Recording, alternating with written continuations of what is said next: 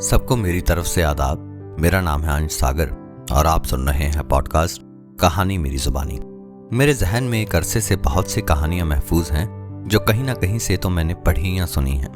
ऐसी ही एक कहानी आज आपके साथ साझी करने जा रहा हूँ। ये ऐसी कहानी है जो कई दफ़ा कई लोगों की जानिब से दोहराई जा चुकी है अपने अपने अंदाज में, और ना जाने कितनी ही और बार दोहराई जाएगी। ऐसा शायद इसलिए है कि इस कहानी में जो सीख छुपी हुई है वो जिस किसी को भी हासिल हो उसका शायद कोई फ़ायदा तो हो ना हो, लेकिन नुकसान कतई नहीं होगा।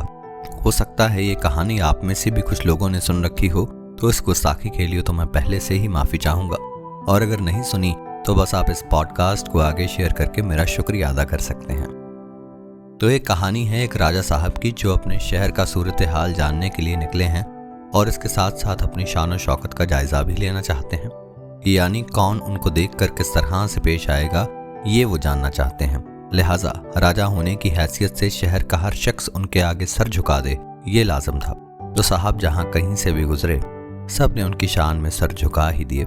बाजार से गुजरे तो दुकानदारों ने तोहफों के ढेर लगा दिए अपनी जी हुजूरी का सबूत देने के लिए।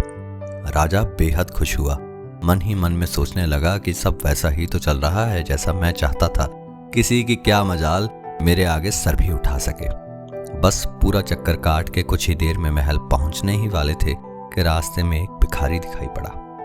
राजा साहब का काफिला वहां से गुजरा तो जैसे इस बंदे को कोई फर्क ही नहीं पड़ा। ना तो अपना बोरिया बिस्तर उठा के ही एक तरफ हुआ, ना ही राजा को सलाम ना कोई दुआ। सर झुकाना तो बड़ी दूर की बात रही। तो जाहिर सी बात है कि ये तो राजा को कतई बर्दाश्त नहीं हुआ और सोचने लगा, इतने बड़े बड़े सेठ शाहूकारों ने मेरे सामने सर झुका दिए और इस भिखारी की इतनी मजाल के ना सलाम ना एहतराम, अपनी जगह से हिला तक नहीं। इसे तो सबक सिखाना पड़ेगा, वरना शहर में इस बात की खबर उड़ी तो बनी बनाई इज्जत का फालूदा हो जाएगा। तो बस वहीं पर काफिला रुकवाया और हाथी से नीचे उतरे। वजन इतना ज्यादा था कि एक बार तो गिरते गिरते बचे और हाथी ने भी चैन की सांस भरी, जैसे कोई भारी भरकम बोझ हल्का हो गया हो, कुछ देर के लिए ही सही। खैर, हाथी की चाल चलते हुए गुस्साए राजा साहब आग बबूला होकर भिखारी के पास पहुंचे, उसका गिरेबान पकड़ा और बोले, तेरी इतनी हिम्मत कि शहंशाह यहाँ से गुजरे और तो सलाम तक न करे। भिखारी जो असल में एक फकीर था हंसा और बोला, अच्छा तो हुजूर को सलाम दरकार है, मियाँ यूं गली गली सलाम मांगते फिरते हो, सच बताओ राजा हो या भिखारी।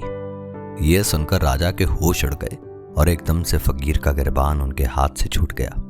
अब फिर राजा के होश वाकई उड़े या उड़े हुए होश ठिकाने आए, ये तो सोचने वाली बात रही।